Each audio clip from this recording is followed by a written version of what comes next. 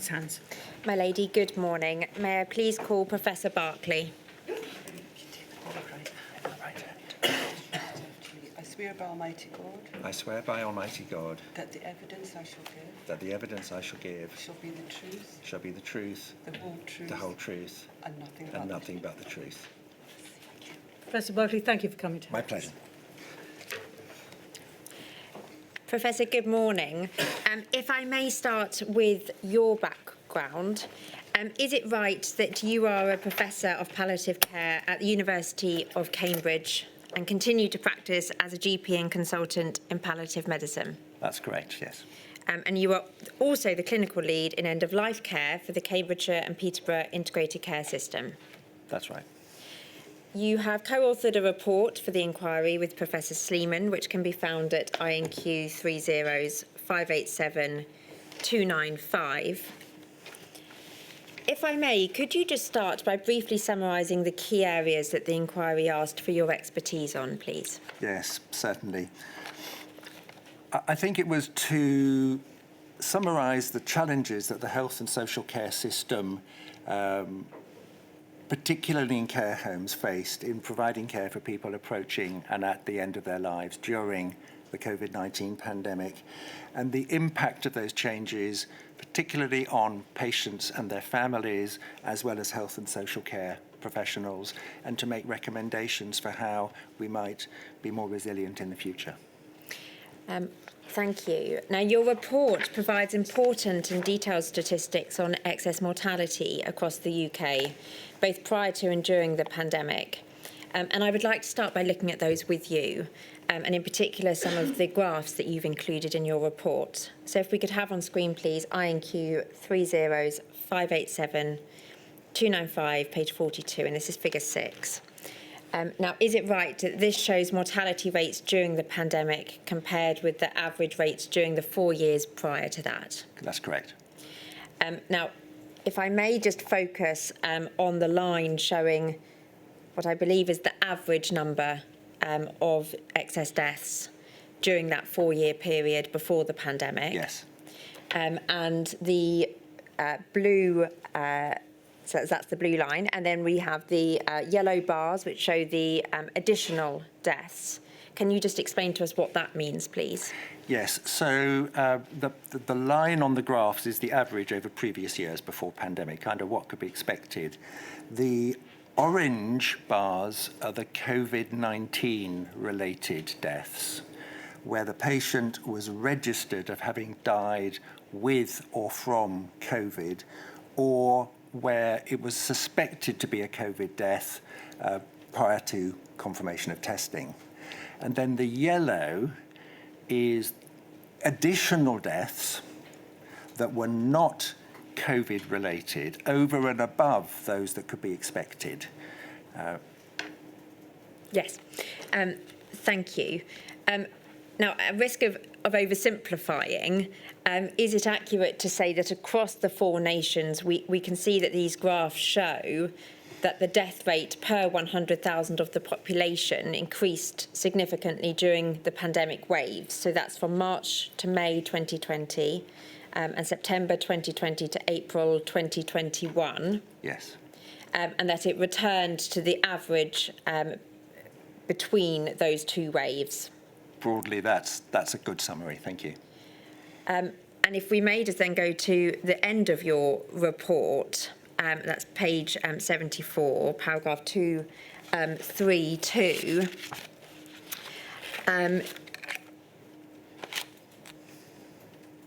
You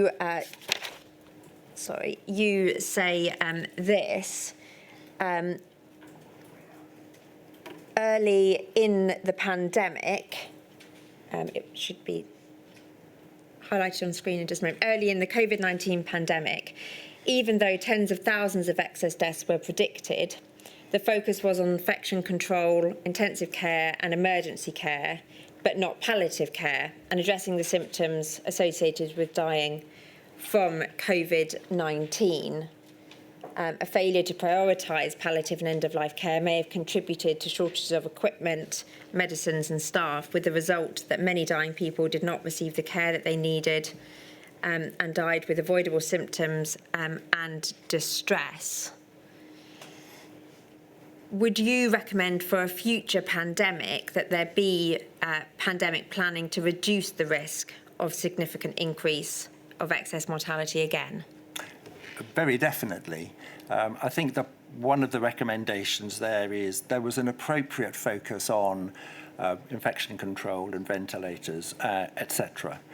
But somehow the focus wasn't on the fact that well in excess of 500,000 people a year die from other conditions anyway, and the effect of the pandemic on the care of those people, particularly the elderly and vulnerable in care homes, wasn't really foregrounded as it should have been. And to plan for whatever the future pandemic may be, how are we going to care for those people who are dying from that pandemic agent? And picking up there on your reference to care homes, if we could please have on screen another of your graphs, and that's INQ 587295, page 45, figure 9.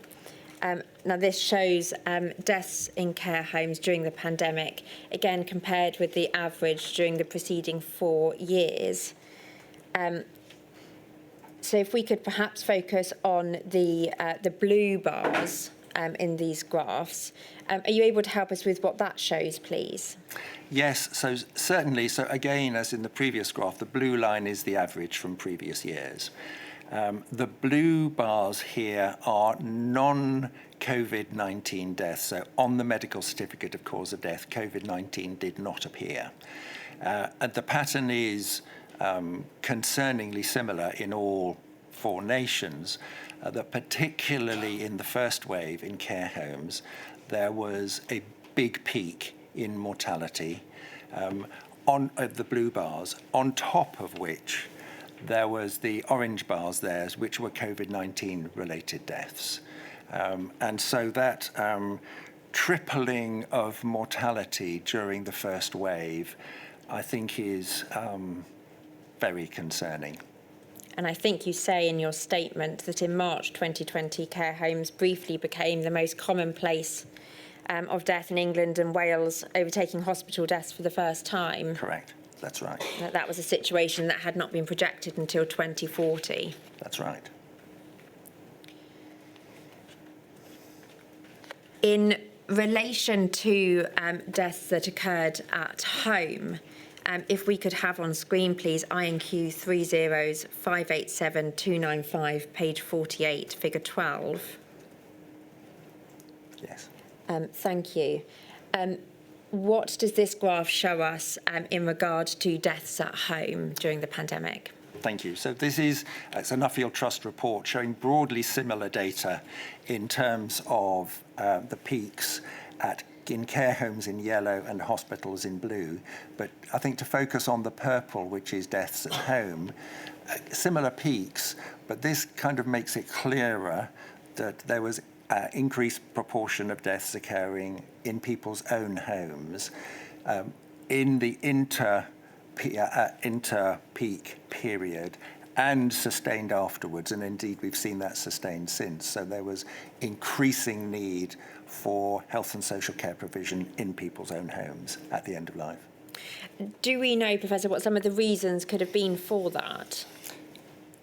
I think we can speculate. There was, during the pandemic period, firstly, an understandable focus on stay at home, protect the NHS. And so it may have been that some people who were approaching the end of life took that message perhaps a little bit further. There was real concern that people didn't want to go into a hospital or a hospice or indeed a care home for fear of risk of infection and for fear of reduced access to their dying loved one. And certainly there were people who were having serious illnesses, such as heart attacks, anecdotally we know, who stayed at home and unfortunately died at home preventably during that period. And taking all of the data that we've just looked at as a whole, are there any caveats that we need to be aware of, given that testing wasn't widely available at the start of the pandemic? So I think there is a caveat in the graph we looked at previously with the huge rise in care homes. The mortality was greatly increased in care homes. The proportion that were due to COVID-19 and the proportion that were not, that figure is open to, that proportion is open to question. Thank you, because it may well be that some of that peak in the blue bars actually should be coded orange, but we didn't know because we weren't testing. But we do know that loads more people, sadly, were dying in care homes. Thank you. In your report, you've referred to a Marie Curie report in 2022, which found that people living in deprived areas are less likely to die in their preferred place, and that there was evidence to suggest that that was a known inequality which was exacerbated by the pandemic. Do we know why that was? You're right. I mean, that Marie Curie report that I was involved with Professor Sleeman in writing was really worrying, that the proportion of home deaths increased in all socioeconomic groups, but the proportion of home deaths increased particularly in the more affluent areas, markedly less so than in the less affluent areas. And that inequality is concerning. Professor Sir Michael Marmot, who's our national expert on health and social inequalities, has clearly articulated that when services are under strain, people living in more socially deprived areas are often disadvantaged. And one fears that we're seeing that principle at work again here, that they didn't have appropriate housing or social support or financial resource or community services to support death at home. So that inequality is certainly concerning. I'd like to go on now to consider palliative and end-of-life care during the pandemic. But before we do so, by way of background, are you able to briefly explain what palliative care is and how it differs from end-of-life care? Thank you. And I think we may come back to that later under the question of visiting a bit later. So palliative care is understood as the care of people with progressive life-limiting conditions, irrespective of prognosis, but based on need. End-of-life care, and there is a confusion here. End-of-life care, I think in the eyes of the general public, tends to be more that final period of life. Final days, maybe hours, maybe very few weeks of life.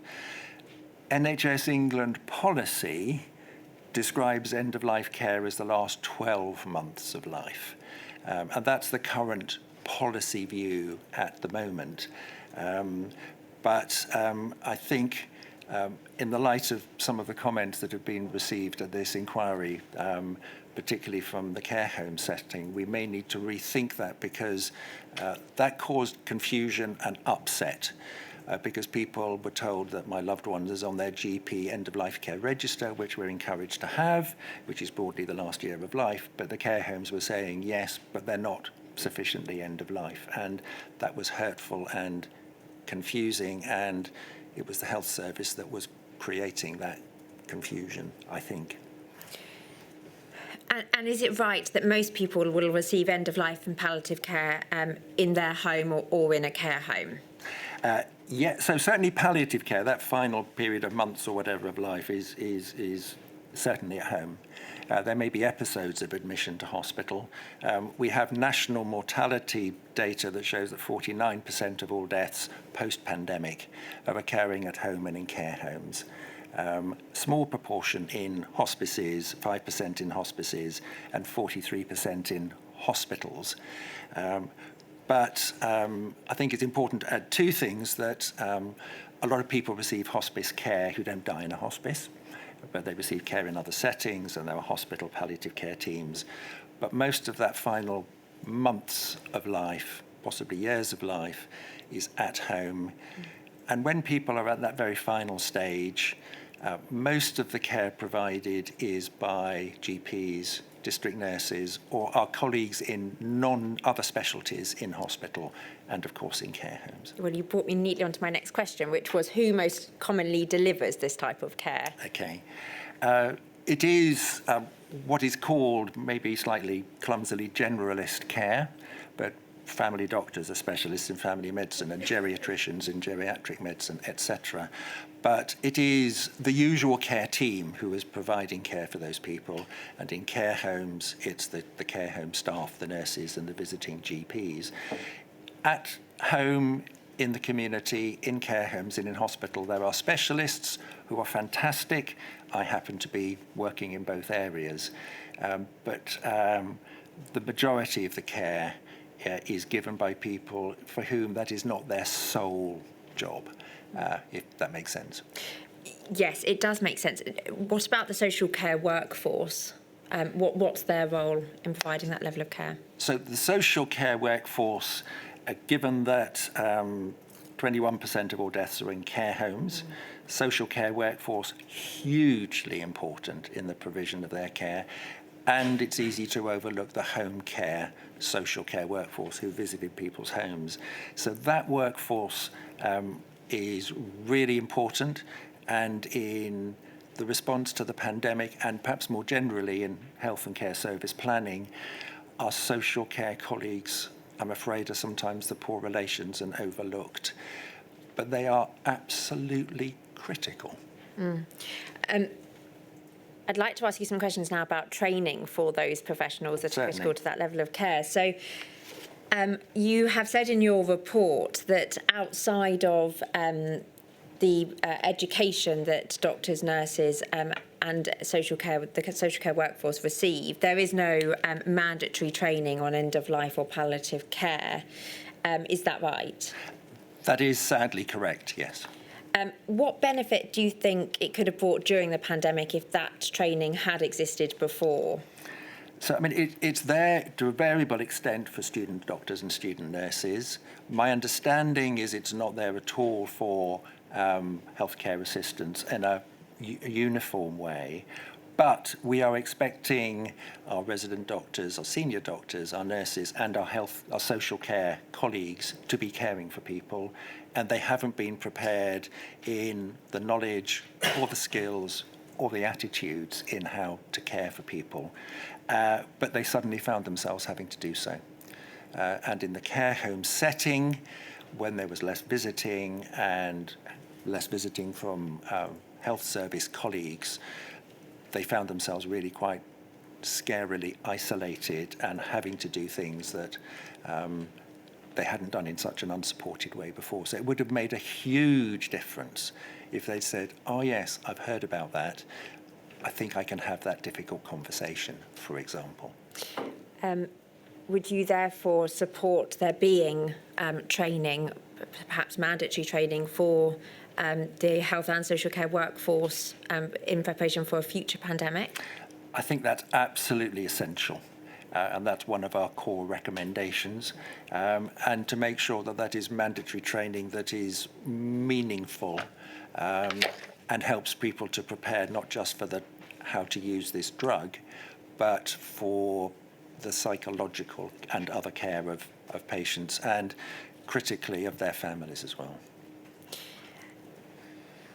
Moving on to a different topic now, and that's around data, which is explained in your report as a gap in the systemic and routine collection of data in the area of end-of-life and palliative care, which therefore means that we don't know how many people received or are receiving that type of care. Is that the position across the UK? Yes. And what exactly is the impact of that missing data that you observe? So we don't know, as of today, who is currently receiving palliative care across any of the 4 nations, let alone who's receiving care from specialists or who's receiving such care from our social care colleagues.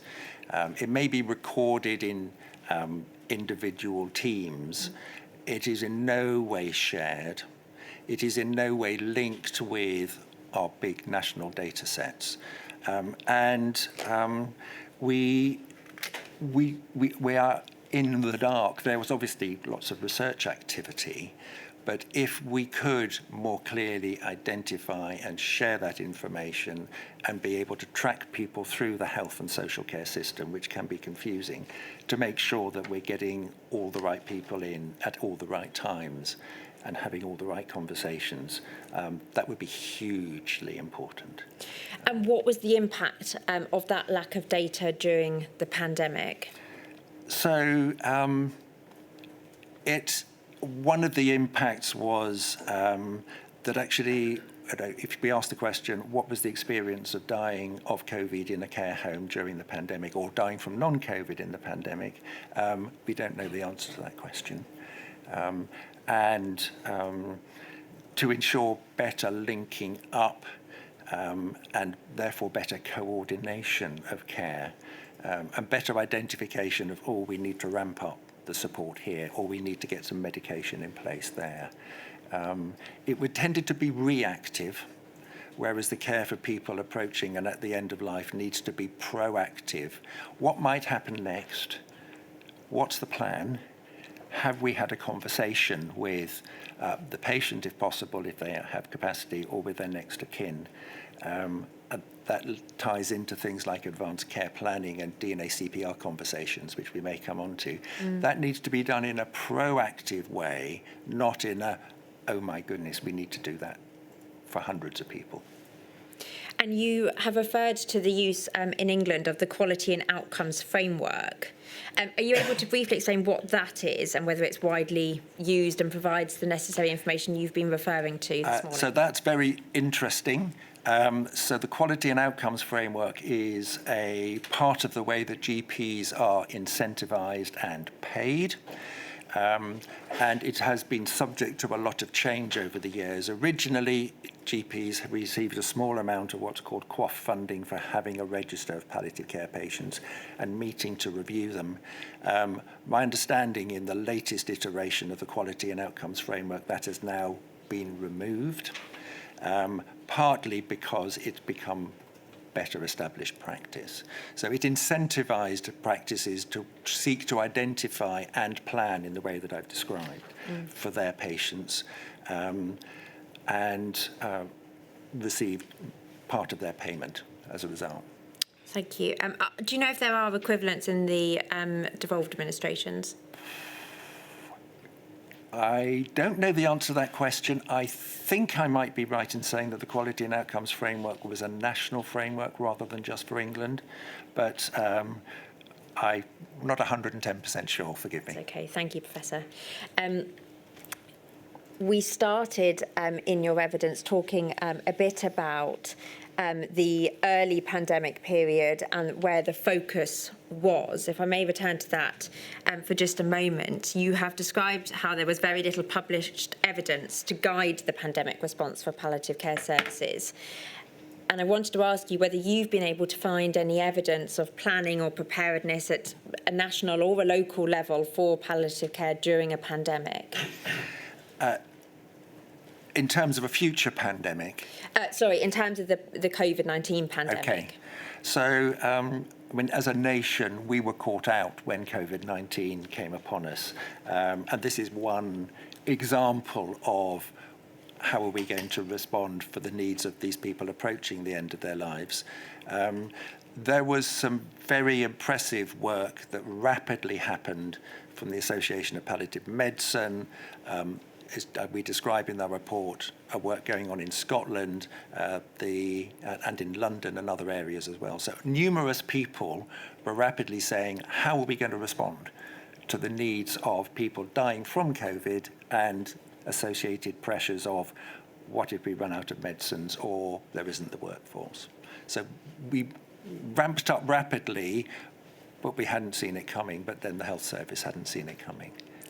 And from your experience, are you able to help us with whether care homes and domiciliary care managers as well had the guidance and information they needed at the start of the pandemic, and if not, when they had that information to support them and guide them through end-of-life and palliative care services during the pandemic? Really important question, thank you. At the start of the pandemic, guidance was starting to be, but when it initially started, one of the challenges from our research in my research group is that care home managers struggled with the almost daily changes in guidance and advice and regulations. And to try to keep up with that when, for understandable reasons, we were learning what we were dealing with, it was particularly challenging for our care home colleagues, where there was a plethora of advice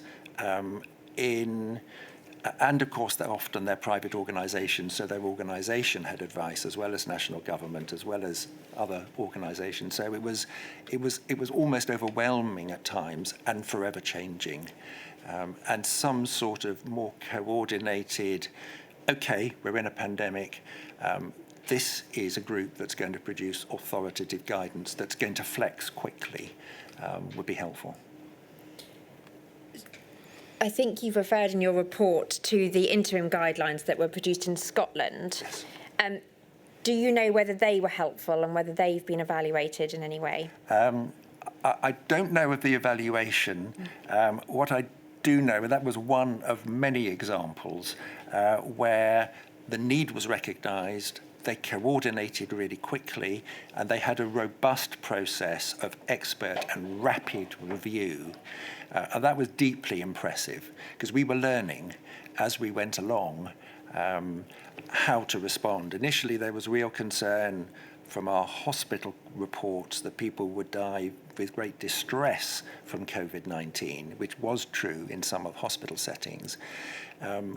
It took us a while to realise that in the care home setting, in the frail elderly population, that was much less common, did sometimes happen, but a death from COVID for a frail elderly person was more likely to be infection and fairly rapid, but with less agitation, progression to death.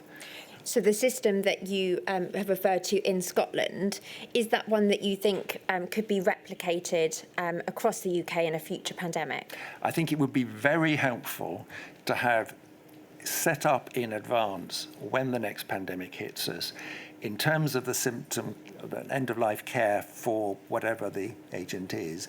Here is a group of people who are going to jump into action and, in collaboration, produce rapid, flexible guidance for the nation. That would be really helpful.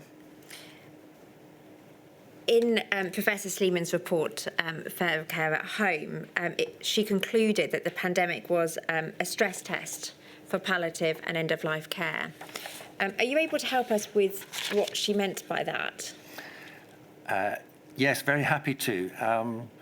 I think it was a stress test for all of the health services that suddenly we found ourselves in a situation where we were under enormous pressure.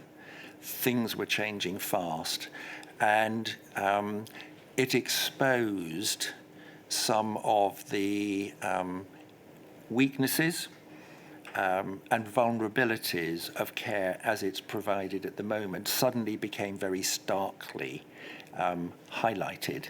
And in that sense, it was a stress test. It highlighted some things that were going well, but some things that were going less well, and therefore, in the spirit of this inquiry, what we can learn to strengthen next time.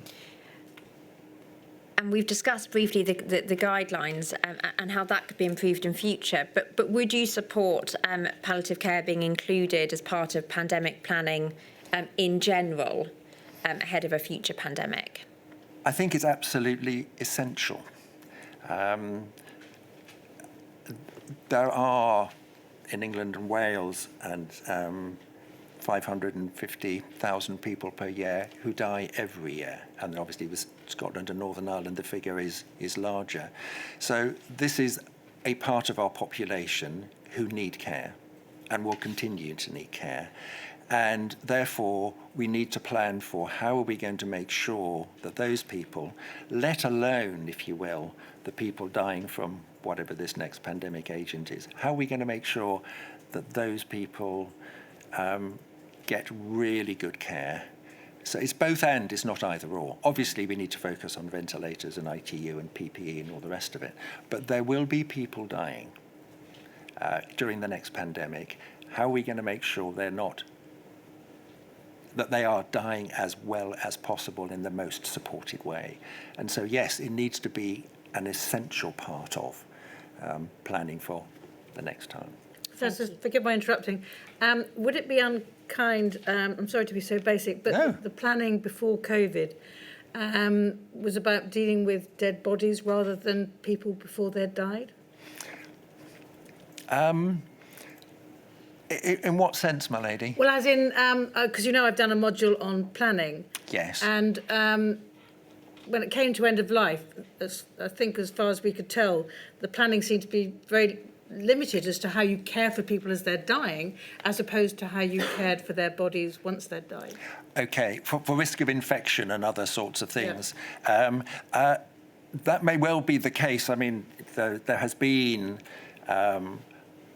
decades of work on how to plan for the care of people who are dying in all sorts of settings, and the palliative care movement is extremely strong in this country. But it wasn't particularly pandemic focused. Right. Does that answer your question? Yes, it does. Okay. Thank you. Thank you. Thank you, Professor. I'd like to move on now to a different topic, and that's the use and administration of end-of-life medication, albeit at quite a high level. But could you perhaps start by briefly explaining to us how the use of end-of-life medication changed during the COVID pandemic? Yes, so certainly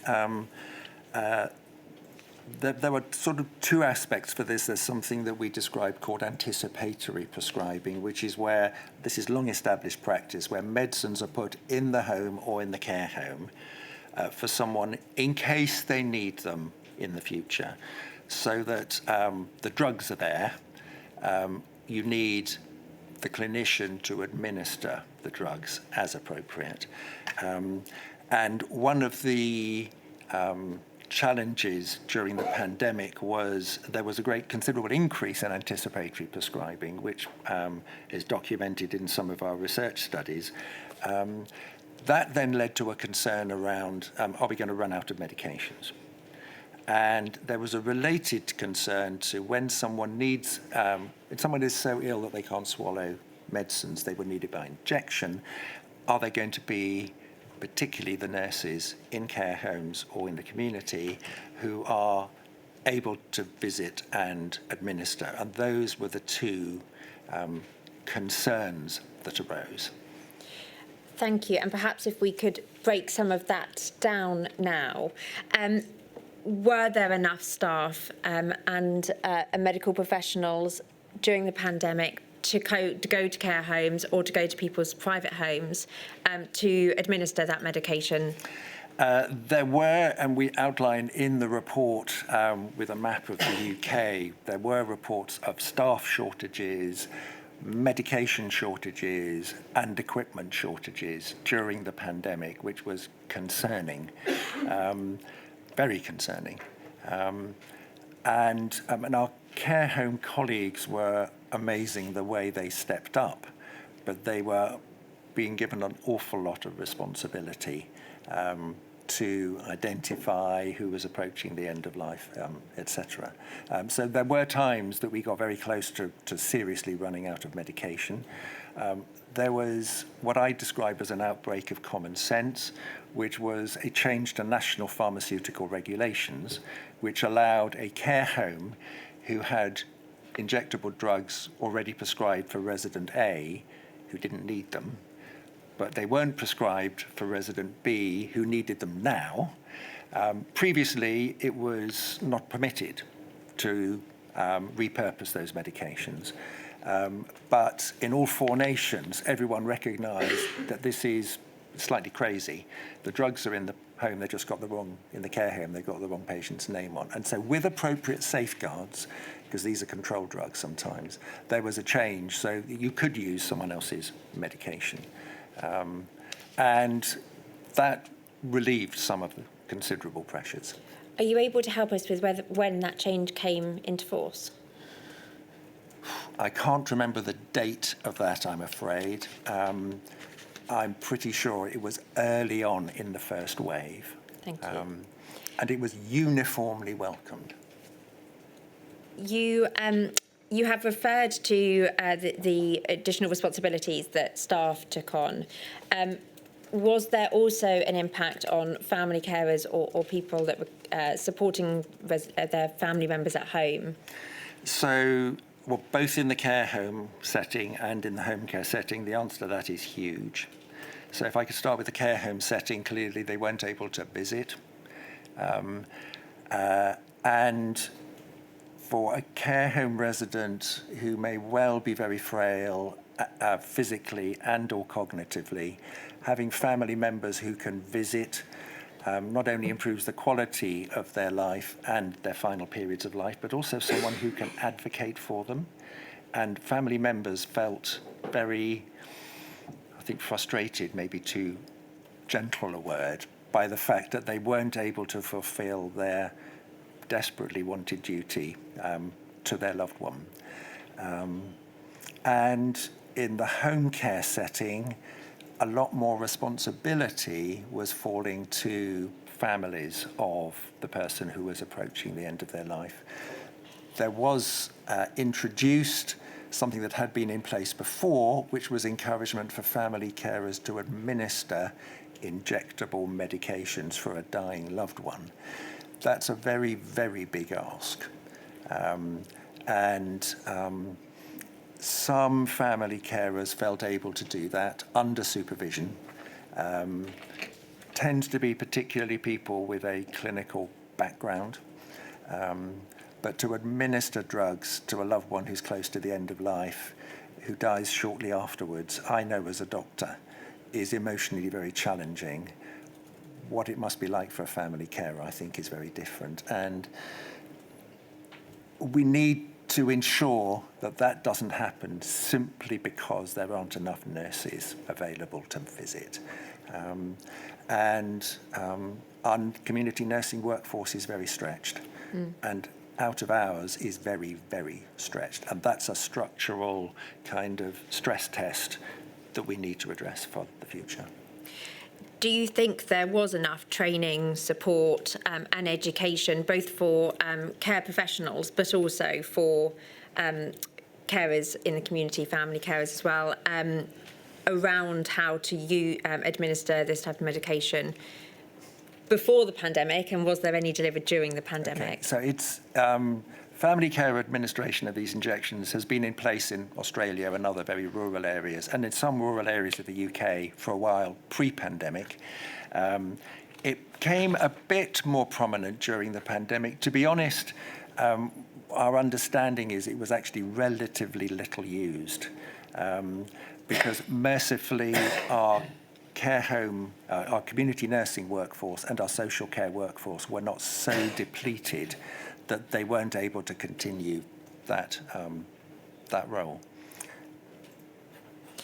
And I think you've referred in your report to a recommendation from NICE in 2011 that everybody in England and Wales should have access to a 24/7 designated palliative care telephone advice line. You have included in your report Marie Curie's examination of the availability of that advice line for patients and informal carers at home during the pandemic, which found that only 1/3 had consistent provision and 1/4 had no provision at all. I think you've made it quite clear in your evidence as to why it's so important to have that type of support and information available. So did that improve during the pandemic? I think you've referred to resources being pooled. Yes, so one of the things that was nice to see, if you will, during the pandemic was institutions working together. And where there was a shortage of equipment or respiratory physicians, say, in one hospital versus another hospital, suddenly institutional walls came down and people moved. Similarly, with telephone advice lines, people said, look, we can't do it 24/7, but if we gang together, then we could do. So again, that's another kind of outbreak of common sense. Let's do things together for the benefit of patients. And let's forget the fact that we're working from different organisations. This is about patients. And so that did begin to happen.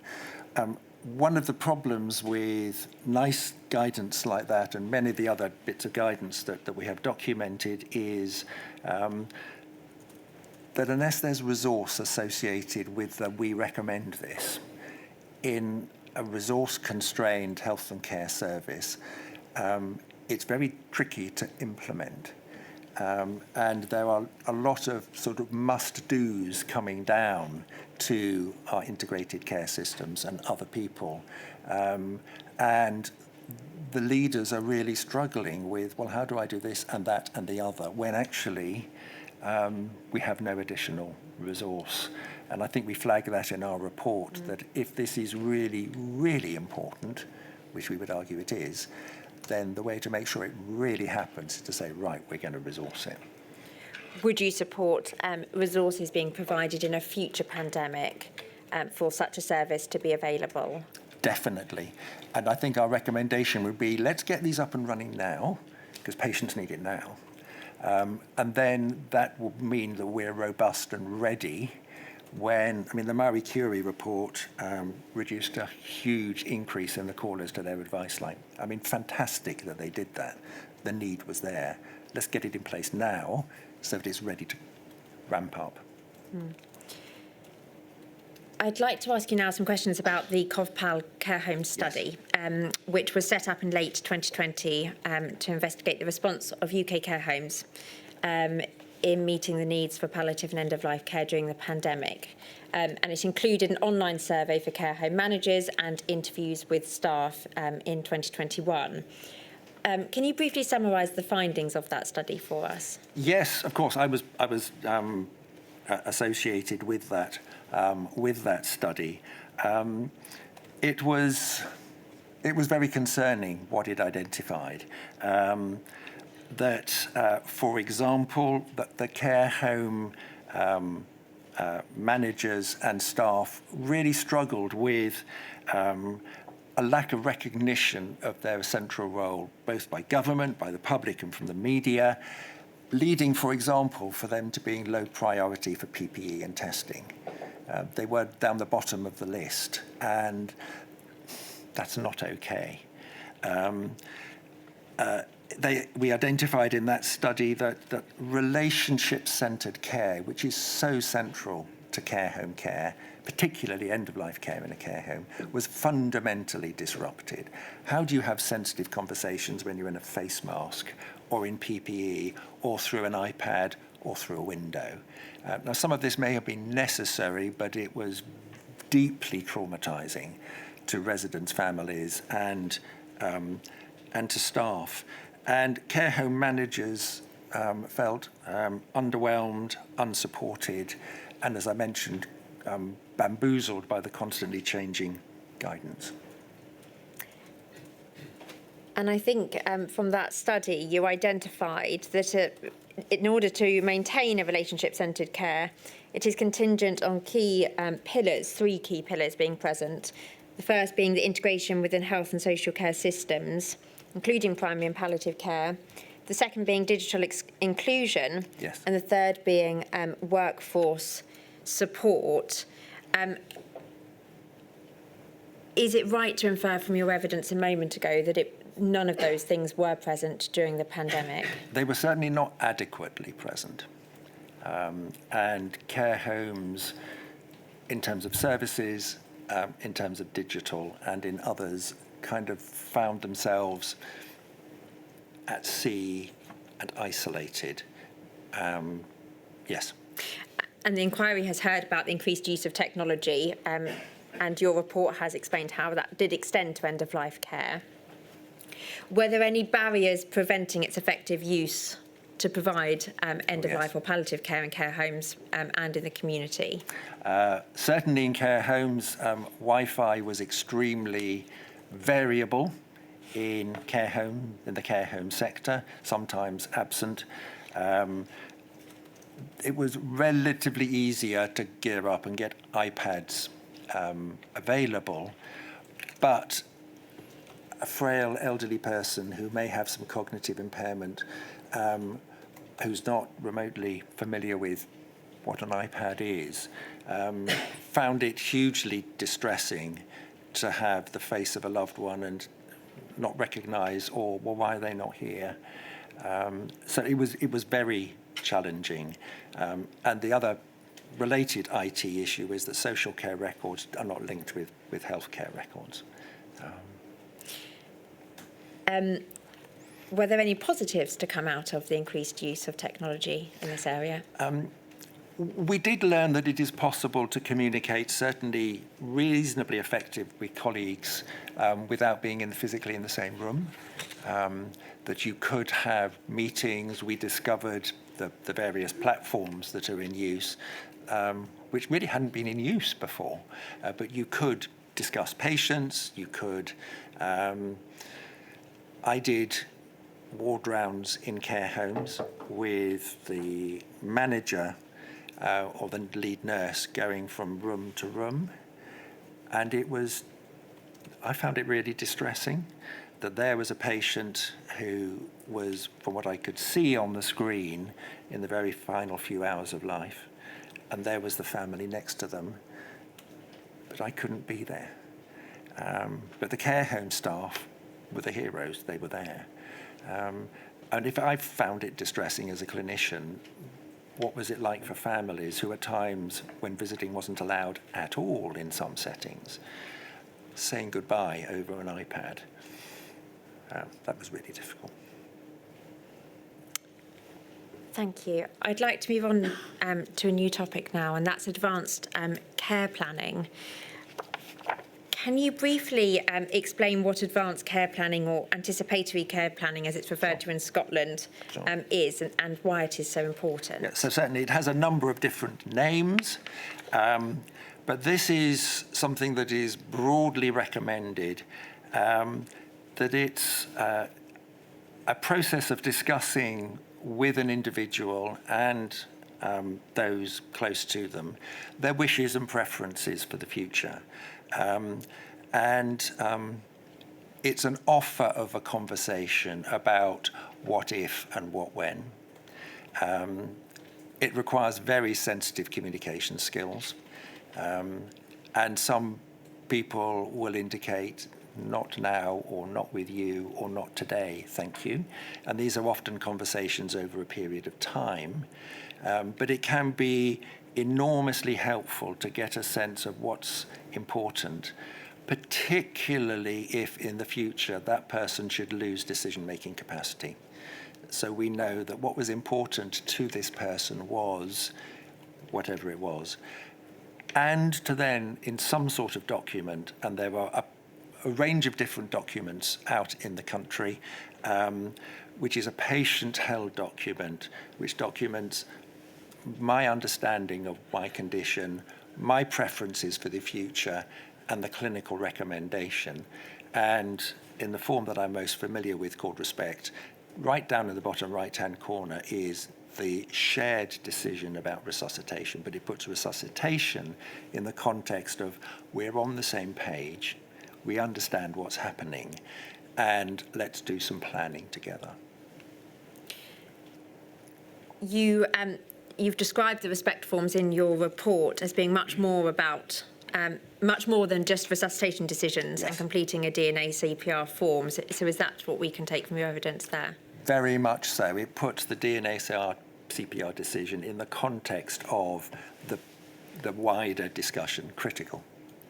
And you mentioned a moment ago, and in your report, how there are many different types of forms and systems used to record these discussions. Are any forms better or more helpful when recording such decisions, perhaps for the patient's wishes, but also for the professional that's completing the form? I find that a really difficult question to answer. It is, I think, an issue that there is a variety of forms. Many of them have been locally developed. Some of them have been more widely developed. There's a Scotland form, there's a London form, there's the Respect form. I don't think I can comment on this one's definitely the better than the other ones. The content is all pretty much the same in terms of what I've outlined for the one that I'm most familiar with. And you have referred to there being online tools and resources available in Scotland to support staff to have person-centred Yes. anticipatory care planning conversations. Yes. Do you know if they are also available in other parts of the UK? Absolutely, yes. Yes. If you, as again, I'm more familiar with the Respect, there is a plethora of online resources around holding the Respect conversation, and the London form as well has similar online resources. So yes, absolutely. And then briefly, if I may, come on to best practice when it comes to who should be initiating conversations about end-of-life decisions, generally, and also during a pandemic as well. Thank you. Really important question. It needs to be a senior clinician, and there is good research evidence that these conversations are much more appreciated by patients if it's with someone they're familiar with whom they have a trusted relationship previously established. In the community setting, that will often be the general practitioner, but it can be a suitable senior nursing colleague or care home manager colleague who can have these conversations. The important thing is that this person has got good communication skills and listens very carefully to what the person is saying, rather than doing it in a rush so that we can get the resuscitation decision signed off. And that is, the focus is on the conversation, not the form. And with a focus on adult social care, Yes. Do we know if that was always able to happen during the pandemic? It was really challenging. A number of sites, in adult social care, a number of people did not have any sort of form of advanced care planning conversation or document prior to the pandemic. And then there was a sudden, oh my goodness, we better get some documentation in place quickly. And that was challenging because often they were remote, and having a sensitive conversation remotely is difficult, or it was behind PPE, and that's pretty difficult because facial expression is lost. And when they're done in a hurry, there was evidence of misunderstanding, that this was about discrimination because someone is elderly or has dementia, or as about rationing. And there is evidence that the quality of those conversations deteriorated. Again, it's about being if only we'd been more proactive, we wouldn't have had to have been so unsatisfactorily reactive. And I think you've said that in your report at paragraph 229, you say this: the pandemic clearly identified the need to embed advanced care planning into routine clinical practice so that these sensitive conversations can take place before a crisis arises. Regardless of the form used, advanced care planning discussions require time, may need to take place over several consultations, and should involve family members wherever possible. Yes. Can you briefly just explain to us why it is so important to have family members or loved ones involved in those discussions? The people usually want to make these decisions in collaboration, in conjunction with those nearest and dearest to them. People rarely make these decisions on their own. People are not an island in this respect, is what I was saying. So there's good evidence that, happy to talk about it, but like to talk to my partner, my children, or whoever is important to me. And important for those next close to the patient to be party to those conversations, because should their loved one then lose decision-making capacity, they know what their loved one's wishes and preferences were. So some people may say, no, I want just to have a conversation on my own, thank you. Again, it's highly patient-centred. Do you have any suggestions for how advanced care planning could be embedded into routine clinical practice in future? Yes, I do. And I think actually advanced care planning is wider than just the palliative and end-of-life care space. We're all encouraged to have wills and to have a lasting power of attorney in place. So it can be entirely appropriate to have these sort of conversations before there is any life-threatening illness. But certainly when a life-threatening, life-limiting illness is identified and we're starting to think about, do we need to begin to incorporate a palliative care approach, one of the things to be thinking about is the what ifs and the what when. So as a team, should this happen or should that happen, what are we going to do? But that patient needs to be involved in that. So early on, how much does this patient understand? How much do they want to understand? And how much do they want to be involved in their planning for the future? So kind of routinize it. Moving on to a slightly different topic, and that's DNA CPR notices. Yes. The inquiry has a substantial body of evidence on this topic, and you have provided a very helpful explanation in your report of best practice. I'd like to focus on the changes in their use in adult social care and public understanding of them during the pandemic. So starting with that public understanding, what do you observe that to have been during the pandemic around DNA CPR notices and decisions? I think that the CQC report was very illuminating. And one of the things that came out of that was a real concern amongst the public that decisions were being made in a rushed way, remotely, sometimes even without consultation with the individual or their family, and that this was then being perceived as discriminatory, as rationing, as a decision about whether or not to admit to hospital, because a DNA CPR decision is about do not attempt cardiopulmonary resuscitation. It is not the same as a do not admit to hospital. Because someone with a DNA CPR in place who fractures their neck of femur, it may be entirely appropriate to admit them to hospital. It may not be, but they are often conflated. And people were frightened that decisions were being made about me, or without my loved one if they didn't have capacity. So I think people were scared. Do you have any views on how perhaps that public understanding and education could be improved in future? I think there needs to be some sort of clear communication with the public of what is an advanced care planning conversation, what's it about, what's it for, why is it helpful, and more particularly, what is it not about?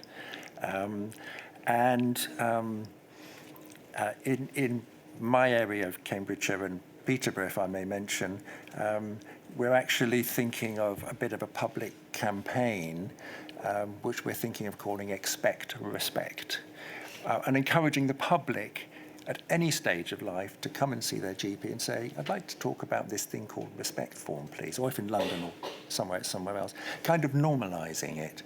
And what is this about? But there are myths, there are fears, and they need to be addressed at an individual level, but I think at a sort of public media level. And before moving on from this topic, I'd like to ask you about an example of a communication that was sent to individuals in the social care sector about adult social care planning during the pandemic. And this is a letter sent by a GP surgery to all residents in a care home, disclosed to the inquiry, which I believe you've seen in advance. It's INQ 30505 520, page 1. Yes. Thank you. The first, I just want to take you through a couple of paragraphs within that letter.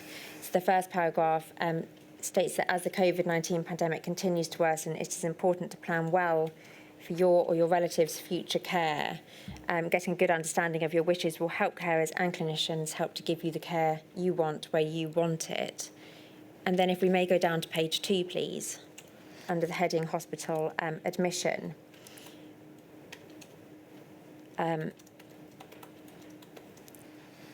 Thank you. And it's stated here, for other reversible conditions, where naturally a hospital admission would be warranted, serious consideration should be taken around what life-prolonging treatment you or your relative would want, and therefore whether a hospital admission is wanted. And then down, please, on page 2, in relation to CPR. It states that the chances of success in CPR for a patient with advanced disease or frailty are virtually zero. CPR is therefore not appropriate for the vast majority of these people and should only be attempted if it is considered that it may be successful. And for these reasons, many people decide in advance not to have CPR, choose to be allowed to have a natural and peaceful death. And then on page 3, we don't need to go to it, thank you, is an advanced care plan template. Professor, do you have any comments or concerns about the content, language and tone of this letter? Yes, on all fronts. I can't imagine the impact of a next of kin receiving a letter like that. Yeah. Thank you. I really struggle with that. I wouldn't phrase conversations in this way either. You've got to start with where the patient is and start from there. Yeah. Moving on now. So just before you do, Yes. I've heard a great deal about how decisions, for example, DNA CPR, should be individualised. What Yes. this letter seems to be doing is lumping people together. Is that That's one of right. your concerns? Huge concern. Yes. I don't know the context of this and whether this was, it says it's from the Royal Society of MenCat, whether it was possibly to a learning disability setting, which is even more worrying. Yes, I think it is very scary. It is a blanket form of decision-making which goes against all the core principles of good clinical practice. And it may be that for an individual, after discussion, the outcome would be not for resuscitation, but it must be on an individual basis rather than this population have dementia or this population have learning disability, therefore no. I mean, that is, I'm sorry, I'm going to use the word shocking. And, well, I don't apologise for using the word shocking. Yes, thank you. Thank you. You have stated in your report that there was evidence that doctors were making more DNA CPR decisions during the pandemic, including in adult social care. Is that correct? That's the evidence that there was a waking up to. We've got people in adult social care in whom there is no CPR decision documented. And the pandemic woke people up to the fact that the advanced care planning and conversations had not happened. But it may be that in very short order we're going to have to make decisions. Would you support training around DNA CPR decisions and conversations, perhaps as part of the training and education that we were discussing at the very start? Absolutely. I think this is an absolutely core ingredient. And one of the most important things when you're having these sensitive conversations is, can you tell me what's important to you? And people surprise us with what's important to them. And when time is short, our agenda is what's important to you and your loved one. And if it's a trip home for 2 hours, oh, okay, let's see if we can organise it. Lastly, on this topic, you have referred to the CQC report Yes. in your evidence this morning. There was no systematic evaluation of DNA CPR form usage in other UK nations. Is that something that you think should have been undertaken? So my understanding is the CQC report was just for England alone. Is that right? Yes. I find it difficult, to be honest, to answer that question. There may well have been other concerning practice that wasn't picked up in the CQC report in England. I genuinely don't know the answer, or whether, and our colleagues in the room maybe will be better able to answer that question, but whether the CQC identified issues that were remarkably similar in all 4 nations. I'm sorry, I don't know. No, thank you, Professor. Finally, you've set out a number of actions taken by governments across the UK in relation to this area since the pandemic in your report. In general terms, have the updates been positive for the patient experience and for staff? And is there any nation in particular where action has been lacking? We sort of scoured the literature for sort of recommendations, and the pandemic in multiple ways has been a wake-up call, and the palliative and end-of-life care community, it's been another wake-up call. So my perception is that both national organisations and the 4 nations have been very active in seeking to generate up-to-date recommendations, which has been very valued and very welcome. Paragraph 126 of the report, you say this: while some improvements are evident, there has been little, if any, systematic evaluation of the implementation of the initiatives. Yes. And the lack of dedicated funding with Yes. which to achieve progress has hampered progress. Policy priorities must be evidence-based and adequately resourced. Monitoring of progress through nationally collected data is essential to understand if policies improve care. Is that an accurate summary of the position today? I think it remains a very accurate summary. There are a lot of guidelines, advice, really helpful recommendations, many of them actually at quite a high level. And the palliative and end-of-life care space over the last 30 years has had multiple reports. And we don't genuinely know how much traction that has had. The amendment to the Health and Social Care Act 2022 that introduced a requirement for commissioning bodies to commission appropriate palliative and end-of-life care services is another example. It was absolutely brilliant that Baroness Laura Finlay negotiated that one through the Commons, or led that negotiation through the Commons. It did not come with additional funding. And I know a number of senior executives of integrated care boards in this country have said this is another of the list, Stephen, of should-dos when there's no additional resource, and it's a problem. And certainly an evaluation is urgently needed, which might then be a lever for change. Thank you, Professor. My lady, those are all my questions. Thank you very much. Miss Morris. Miss Morris is just there.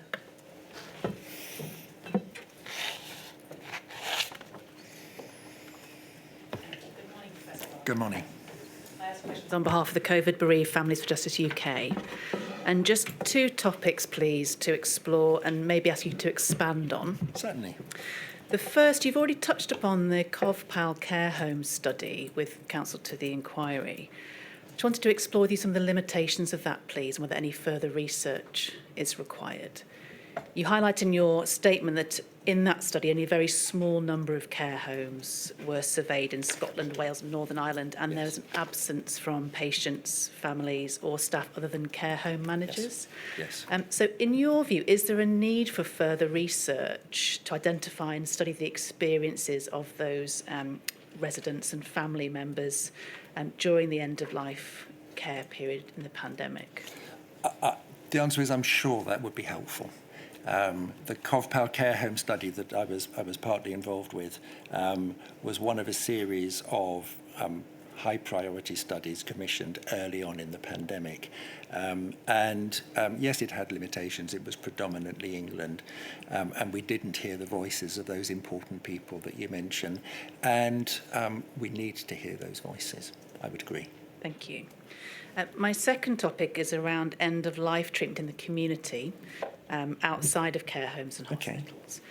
Because many of the COVID bereaved Families for Justice bereaved families are concerned that their loved ones were denied access to appropriate end-of-life treatment, in part because they died at home. Okay. And it wasn't possible during the pandemic to arrange for doctors and nurses to come out and see them.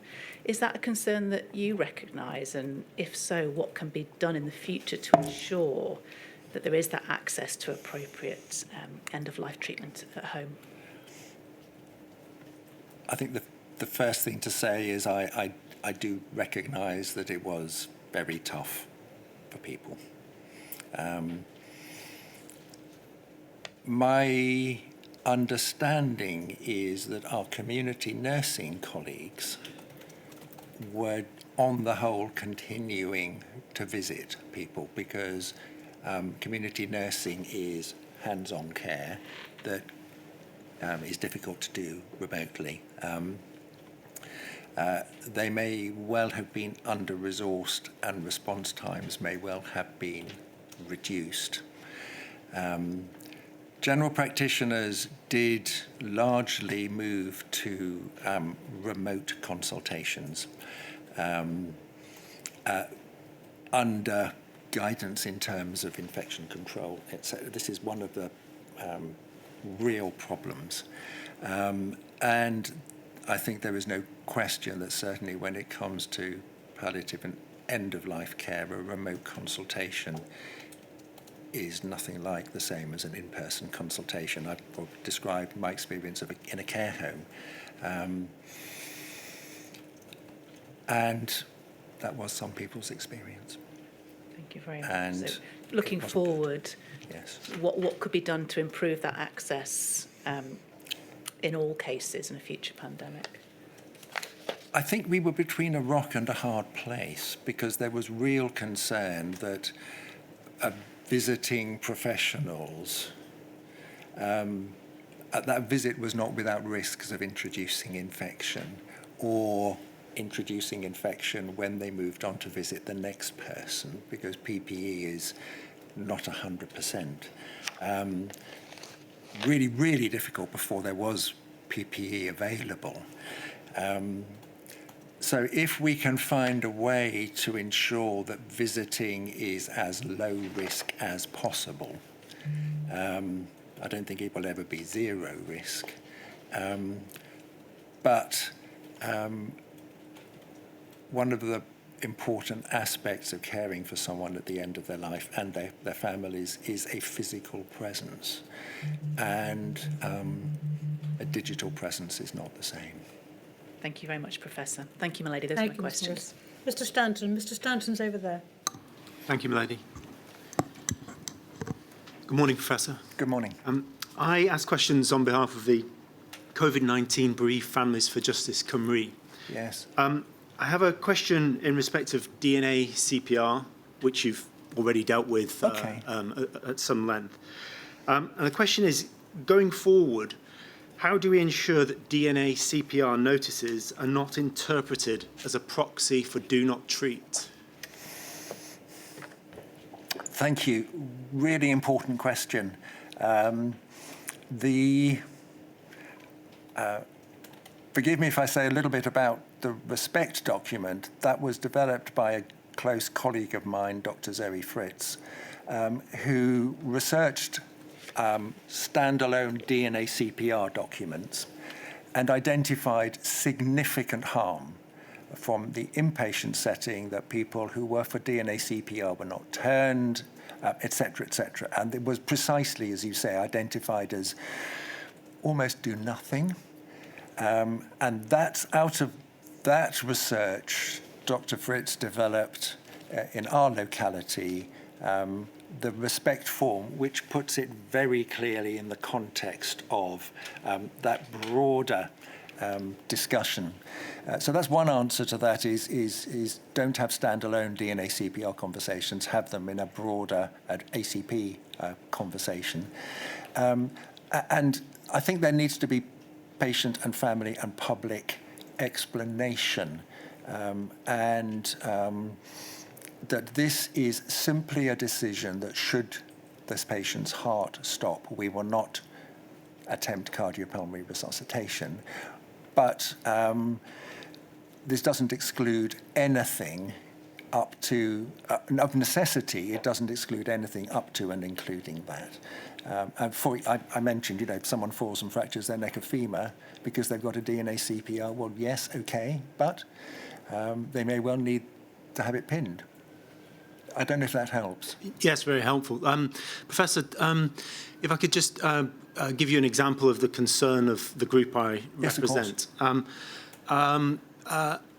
A group member who's provided a witness statement to the inquiry, who is herself a healthcare worker and understands the supposed limitations of DNA CPR, was asked to provide one in respect of her mother, who was suffering from dementia, was very happy to do so, accepted entirely that CPR was not the right way forward for her mother. And yet, despite that, she had real concerns that in doing so, she would adversely impact the care that was subsequently provided to her mother. Are there any other ways in which assurance can be given to the public around this process? I can really understand your colleagues' concerns, because this misperception, as in other aspects of end-of-life care that we haven't touched on today, are common and need to be addressed. Not only with the patient and the family, but with the health and social care team around the patient. So what is the significance of this document? And what is not the significance of this document? And I think we need a national public conversation around this. That yes, we don't want people inappropriately having CPR, because it is not pleasant and undignified. But let's address the potential side effects that are really concerning. Thank you, Professor. Thank you, Melanie. Thank you, Mr. Stanton. And Miss Jones. Miss Jones is there. Thank you, my lady. Good morning, Professor. I ask questions on behalf of John's campaign, Care Rights UK and the Patients Association. And my questions this morning focus on the role of loved ones in the provision of palliative care and end-of-life care. In your report at paragraph 53, you identify that family carers play a crucial role in the delivery of palliative and end-of-life care, and that their role is particularly important for people with dementia or learning disabilities. I wonder if you could help us with a bit more about what contribution family carers make in those circumstances to the delivery of care, and the impact on patients if their family carers are not able to be present.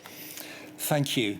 I don't think we can possibly overstate the importance of the family and carers, if we can use that term, the people of importance to the individual in all situations, but particularly where we have someone who is unable to advocate for themselves or articulate for themselves, then the role of family and carers as the spokesperson, as you will, I mean, they may have a lasting power of attorney of either of the two forms, and therefore have a legal ability to speak for the person. But even if that isn't in place, they know the person best.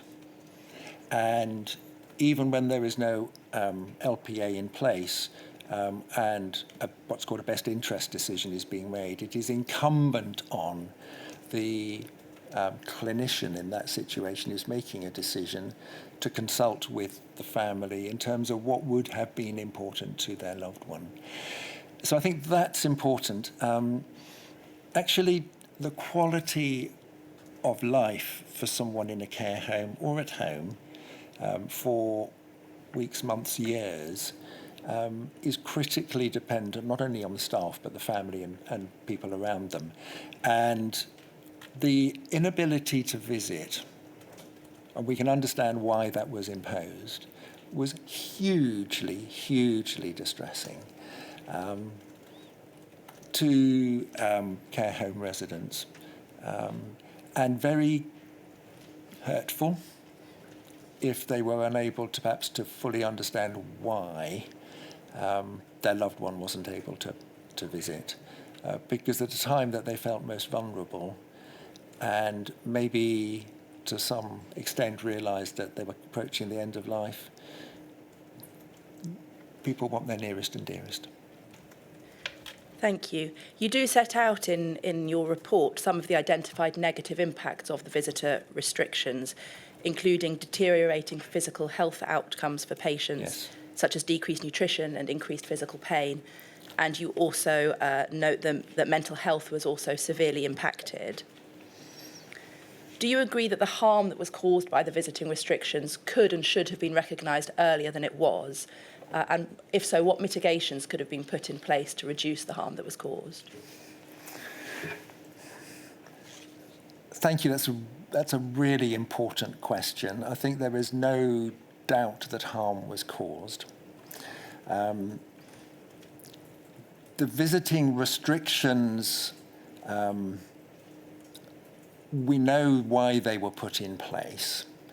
And as I mentioned earlier, I wasn't a decision maker, but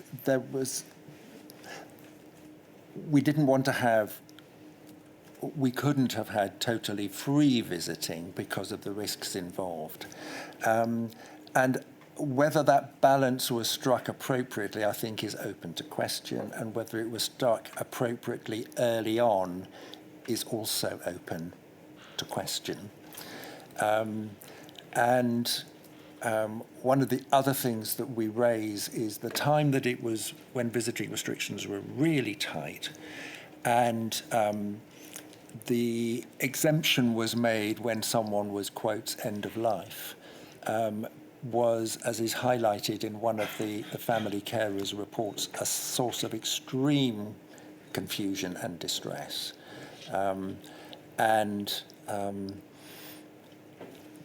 That was, I think, deeply problematic, but to allow the last 1 or 2 or 3 final visits I think the better phrase would have been final days of life, if that's helpful. Thank you. Professor, listening to what you say, I wonder if some of the harm that was caused might have been overcome or prevented if family carers were understood as a core part of a patient's care team. Is that something you'd agree with and that you think would be an appropriate way of understanding the role of family carers? I think there's no question that family carers are a core part of the care team, and therefore need to be able to access their loved ones. And it was hurtful for all concerned that was not possible. And both in a care home setting where there are professional carers already, but maybe particularly actually in the home care setting where family carers do the huge bulk of the care of a loved one towards the end of their lives. The doctors and nurses visit, but the family are there all the time. They are the linchpin. Don't know if that helps. In your report, you refer to a qualitative study by Kerry Hannah and others on end-of-life care in UK care homes during the pandemic. And their study identifies issues of inconsistent communication between health and social care settings and family members, and a loss of control then that patients and their family members had over their care plans. The article's conclusion is that national guidance should provide for a minimum level of contact between people at the end of their life and their relatives, that it should be offered equally to family members, and that part of its role should be to support their grieving and avoid subsequent negative impacts to their emotional well-being. Is that a recommendation that you would agree with? Broadly, yes, absolutely, because the trauma for family carers was considerable. My mother-in-law died in a care home from COVID in the pandemic. My wife and my son, as immediate blood relatives, were able to visit in her last day. I was not able to. And yeah, I know in that small way some of the pain. It is so important that we involve family and carers as much as we possibly can. The infection risk, I think, is the thing we didn't know how great it was, certainly at the start of the pandemic. Visiting became a little bit easier, certainly once we had vaccination and things. So I think there was a lot of fear early on in the pandemic, and certainly care homes. I'm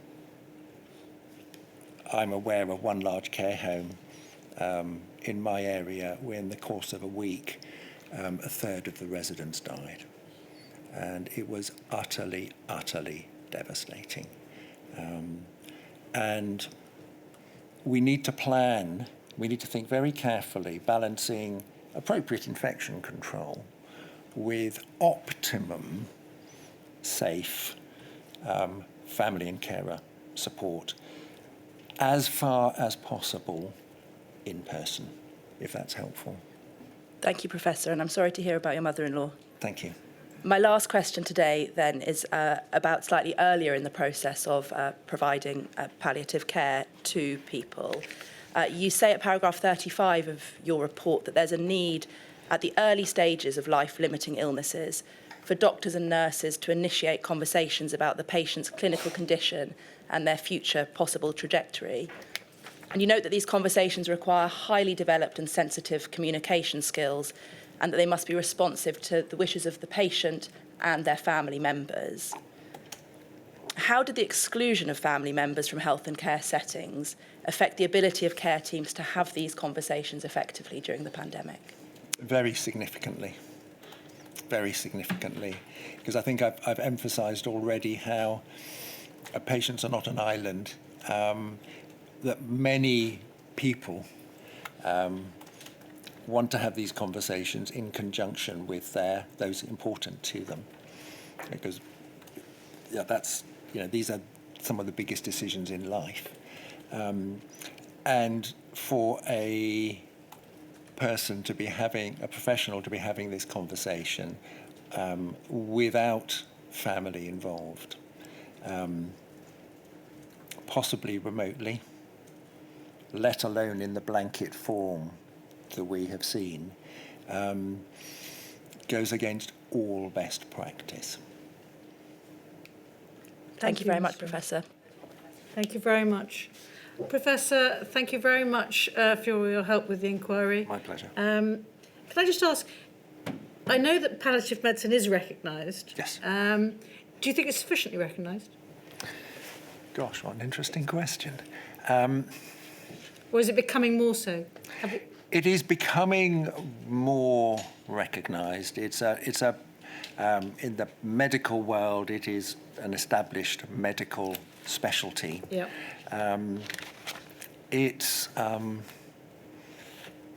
Its rewards and challenges are increasingly recognised. And it's important as we have an ageing and increasingly multi-morbid society. This end-of-life care comes to all of us eventually, and we need to be doing all that we can to make sure that it is. We may not be able to affect the outcome, but can we influence the journey? Well, I'm really grateful to you, obviously, for the work that you do for those who are at the end of their lives. I'm very grateful to you and your colleagues, Professor Sleeman and Dr. Peeler, for their help in preparing the report. Thank you very much indeed. We'll break now until 1:45. All rise.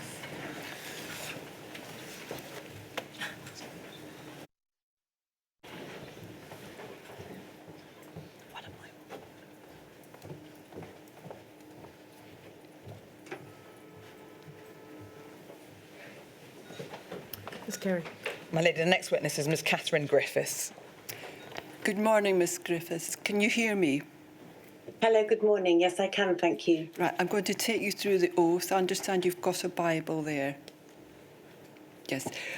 Repeat after me. I swear by Almighty God I swear by Almighty God that the evidence I shall give that the evidence I shall give shall be the truth, shall be the truth, the whole truth, the whole truth, and nothing but the truth. and nothing but the truth. Thank you. Ms. Griffiths, thank you very much indeed for joining us and helping the inquiry. If at any stage you find you can't see or hear us, please just put up your hand or indicate that there are problems. Thank you. Thank you, my lady. Miss Griffiths, good morning. I'd like to ask you some questions, please, about your father, Group Captain Harold Griffiths. And Thank you. You set out in your statement that he was a Welsh speaker, a maths scholar, a lover of rugby and golf, singer, and most of all, someone who absolutely adored his family. And so can I start, please, with a little bit of background to him? And you say, I think, that he joined the RAF initially wanting to be a pilot. Is that right? That's right. But he was too tall to be a pilot. You need to be under a certain height because of the ejector seat.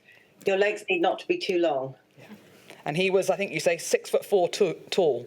Yes, so that's right. Had to abandon his plans to be a pilot, but he became a navigator in the RAF. Is that right? That's right, and it probably suited his exceptional mathematical mind rather better. You, dealing with his sort of personal life, he married your mum, but unfortunately she died when you were a baby. And That's right, my father was no stranger to loss. Liz, my mother, died when she was 23 and Dad was 27. But he was fortunate to find love again, is that right? And married the woman who became known to you as a second mum. That's right, she was my mum. She's the only mum I knew. Yeah. And they spent their lives together, but your mum died in 2018, so your father was widowed for a second time. Yes. Dad had been diagnosed with Alzheimer's disease in his early 80s, and Mum was his carer. So her loss not only hit him hard, but meant that he had to then go to live somewhere safely. He couldn't look after himself. No. To keep him safely. And I think you say he then went to live in a care home in Essex and stayed there until February 2020, when you brought him back to his native Wales. That's right. I thought that it would be good for his cognitive function to speak his first language. And I used to be a nurse, so I researched very carefully the care homes around here and chose one where I thought he would be safe, well looked after, and also have fun. Yeah. And so he came back to Wales in February 2020. And I know it was only for a little time before we went into lockdown. But whilst he was in the home for the month before we went into lockdown, what was it like in the home? He loved it. He settled in very well. They were welcoming. He was looked after and spent time with Welsh speakers. I could visit him, which I did pretty much every day, take him out in the car, just show him around the familiar places from his childhood and his early life. But sadly, that was cut short when the pandemic struck and indeed lockdown came in. And I think you say in your statement, though, although you couldn't visit him, you spoke to him frequently. I did, yes. We had lengthy phone calls. He had periods of lucidity, not lengthy, but occasional and short, which were quite valuable. And we had good chats on the phone, yes, thank you. And was he able to tell you what life was like in the home once lockdown had come into being? To be honest, I just got the impression that he was happy and well cared for. He wasn't really aware of an awful lot. He couldn't really talk about what they were doing or what it was like, but he was always happy and he told me they were kind to him.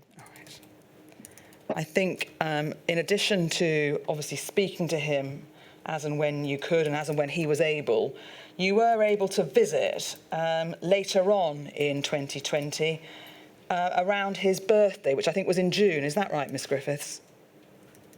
Yes, indeed. I was quite relieved that we weren't able to visit in the early days of the pandemic because it felt so insecure and they were so vulnerable. But there were gardens and an outside area. So Dad's birthday was in June and we still weren't allowed to meet outside. I took him a present and he was in the corridor with some carers. And it was very difficult. He couldn't understand why I wasn't coming to him. He thought I was avoiding him. It was painful. He got very distressed. I left. I got in my car and had to stop just down the road because, it was very, very upsetting. But I still think that it was better that we weren't allowed in. In a home with 90 residents, if you've got at least 90 people coming and going, the chances of bringing in a potentially likely fatal virus is high. So I appreciate the visiting restrictions. On that occasion of his birthday, obviously you saw him when he was in the corridor. Did he have any staff with him? Yes, he did. And can you help, Ms Griffiths, were they wearing PPE or any kind of masks, glove and... No, nothing at the time, no. Did that surprise you or worry you that they weren't wearing any PPE?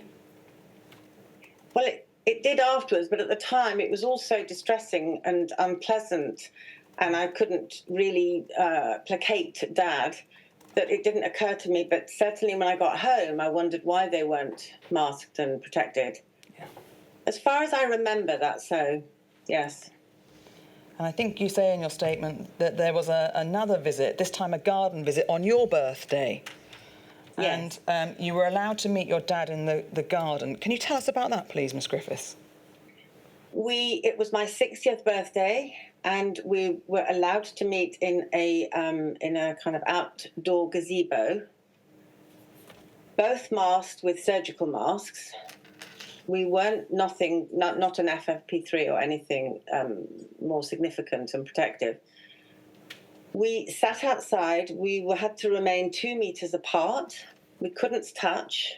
I mean, as you can imagine, it was incredibly difficult. My father didn't understand any of this.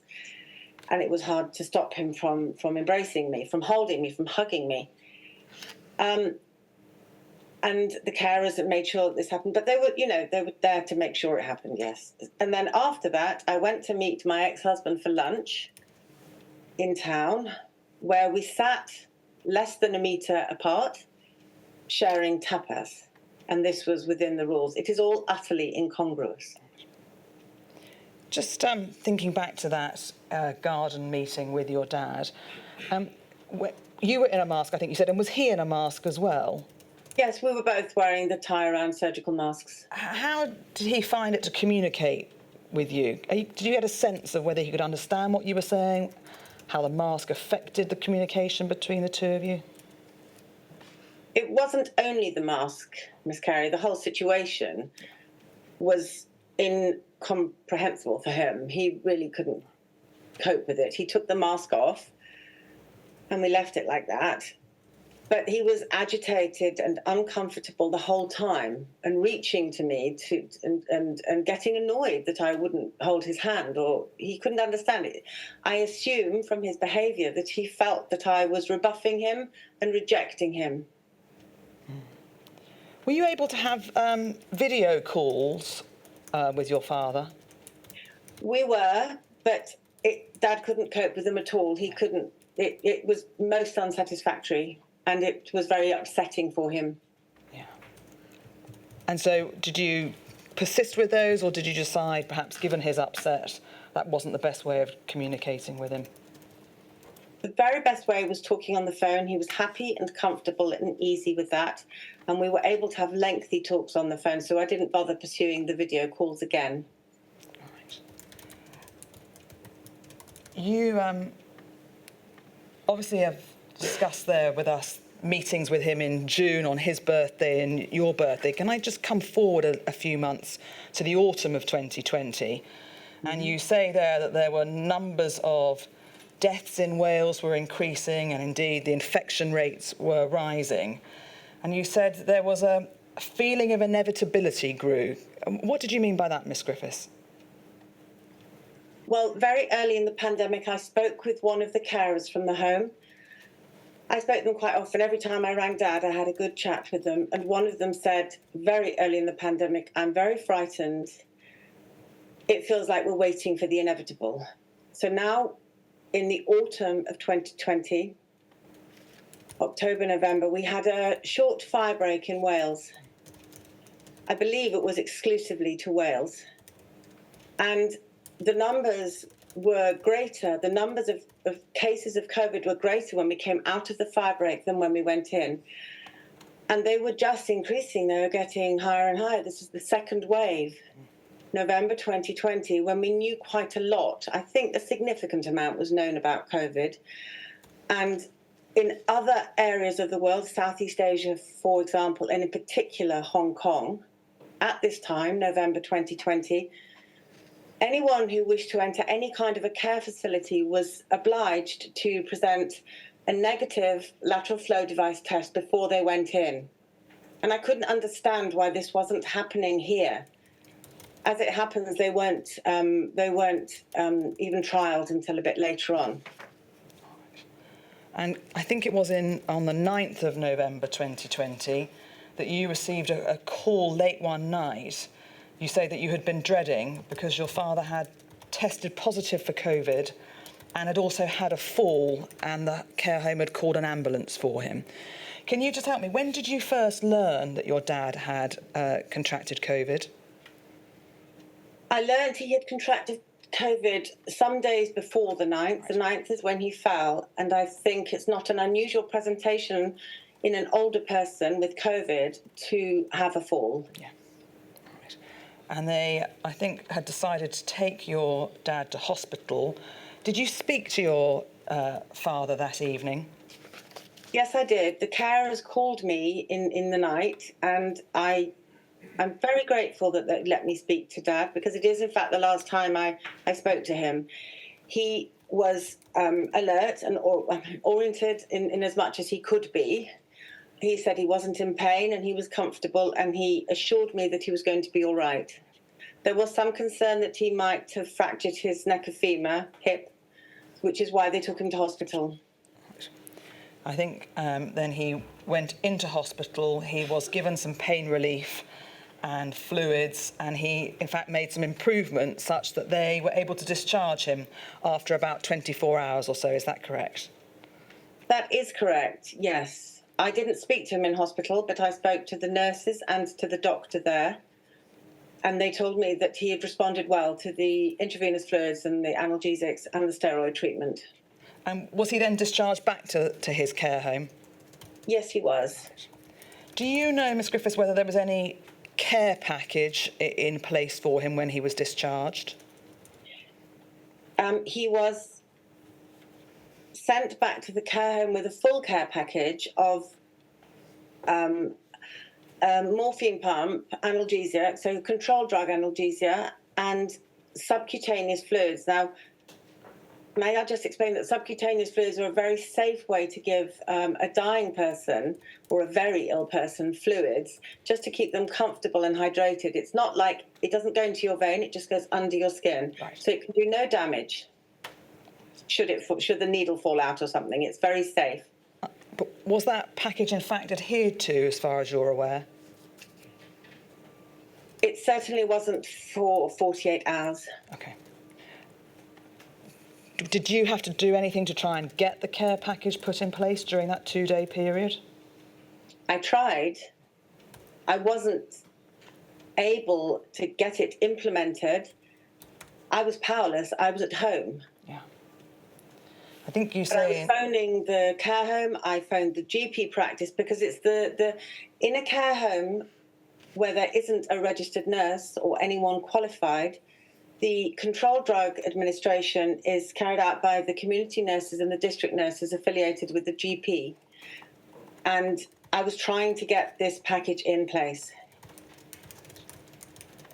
I think you say in your statement that you were obviously worried about the 2 days where the package wasn't in place and worried about your dad being in pain during that time.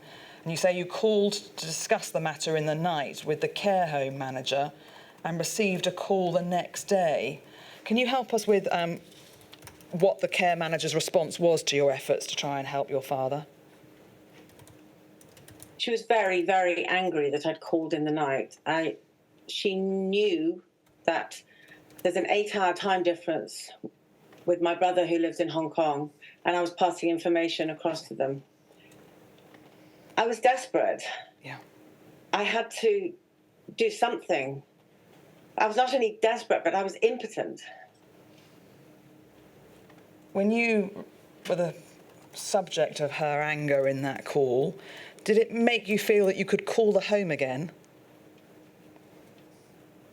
I was very wary of it. I emailed her to apologise if I'd caused any, difficulty in the night, and I was disinclined to ring again because it obviously wasn't welcomed. I mean, yes. Thank you. Did you feel you could visit the home, given the way she had spoken to you?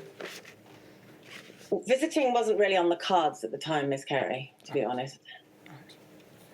And so, Dad has come home from the hospital.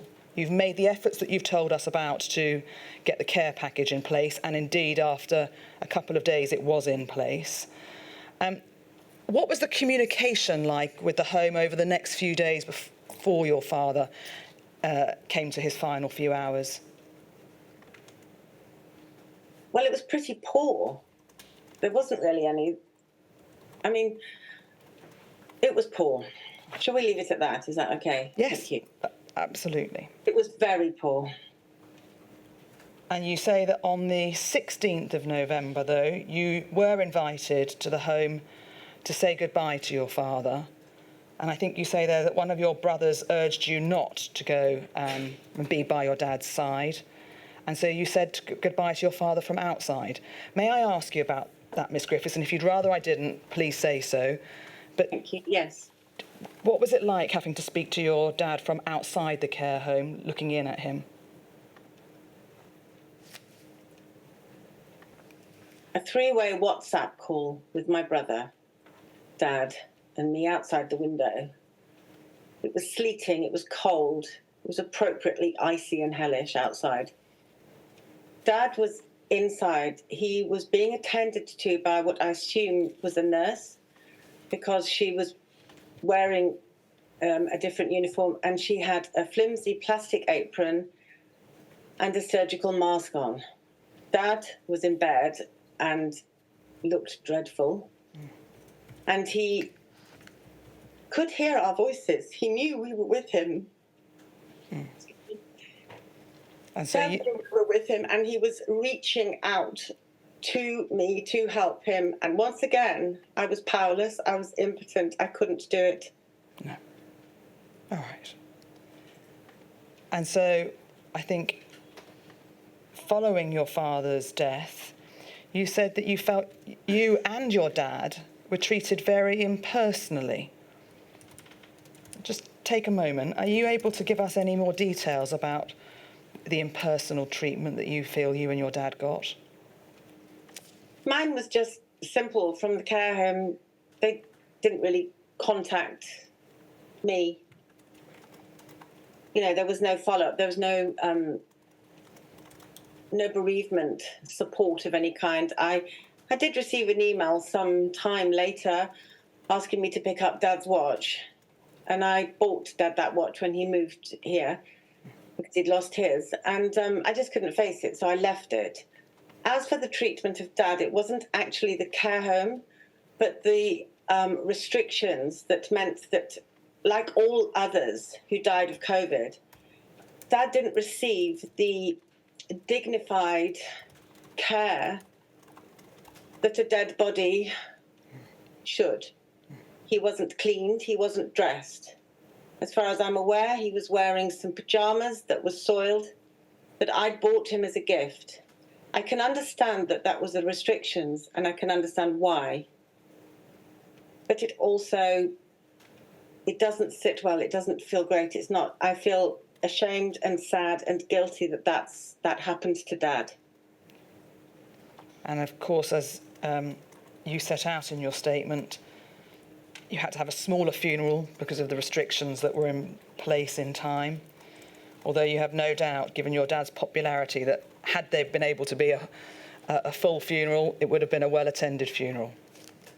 Yes, it would have been a good send-off and an appropriate one, but we did our best under the circumstances, like so many others. Yeah. Can I ask you about a discrete topic that you refer to in your statement? And that's some conversations you had with your father's GP early in the pandemic in relation to DNA CPRs. And Ms. Griffiths, can you remember, not necessarily the precise date, but roughly how long into the pandemic we were when you spoke to the GP about this?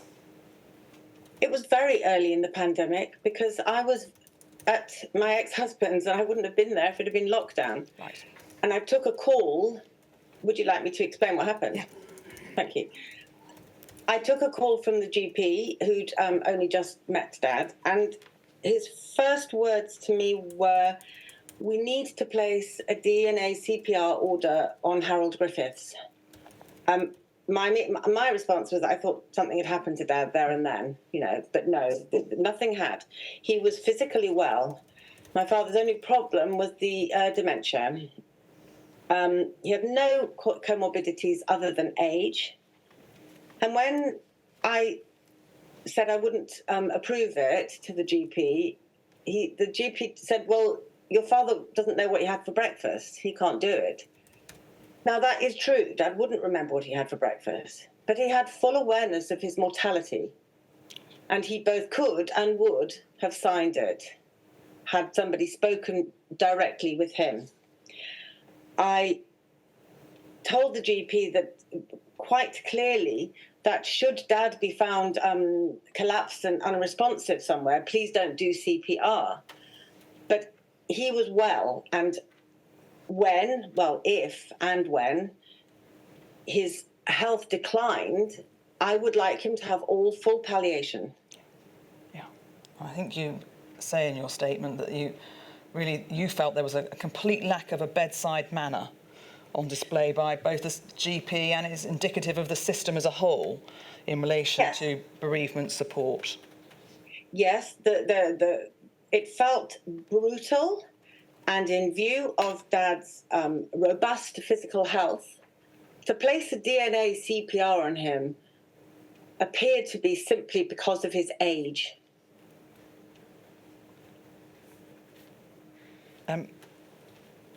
Can I ask you then, please, about the impact of your father's dying, and indeed the way in which it happened, and the inability to comply with the usual rituals that we all hold dear? Can you describe for us, Ms. Griffiths, how his death has affected you and indeed your family?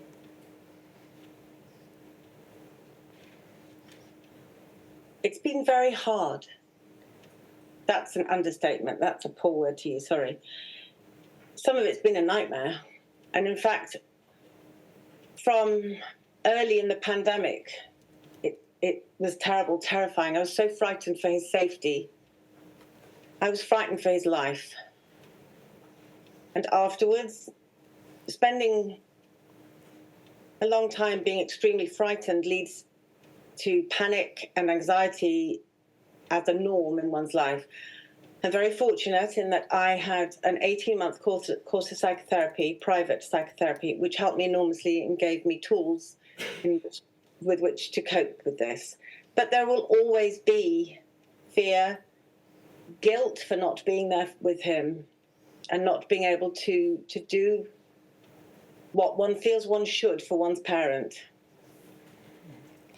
I think, Ms Griffiths, you've followed a number of the hearings as we've progressed over the last 5 weeks. Having followed the proceedings, is there anything that you would like to add? If I may, yes, please, thank you. I appreciate this chance to have my voice heard. I'm speaking on behalf of the many thousands who no longer have a voice, as well as the bereaved families in Wales. In the summer, during a lucid moment on the phone before my dad died, he asked me if I felt that the Welsh Government was looking after us, if it was making good decisions for us. Poignant and prescient in retrospect. Care home residents were and remain, as we know, a singularly vulnerable group. These precious people who have contributed both societally and fiscally to our country throughout their lives, needed to be protected. From what I've heard over these past weeks, none of the institutions responsible for the protection of Welsh care home residents did that. It is heartbreaking and it compounds our grief. If we're lucky, we will grow old, but age does not diminish the value of our one wild and precious life. To quote the American poet Mary Oliver, my father was old. My father deserved better. We all deserve better.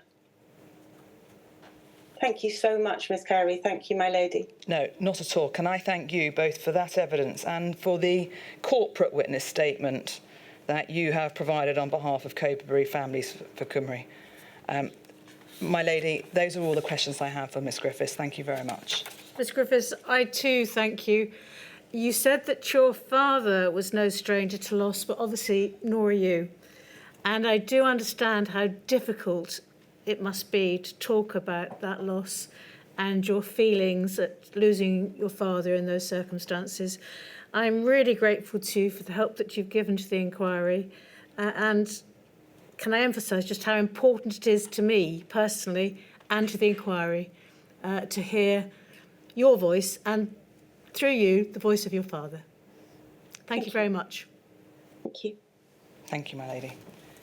The next witnesses are due this afternoon, and so I wonder if, my lady, we might be able to take perhaps an earlier lunch. Oh, I thought we were trying to... Oh, we can't. No, it's not been possible to rearrange the witnesses, so I'm afraid I am going to have to ask you to rise, if I may. Until when? I would have thought an hour. 1:30. We can't move forward. All right, 1:30. Yeah, 1:30. 1:30, please. 1:30. Thank you very much.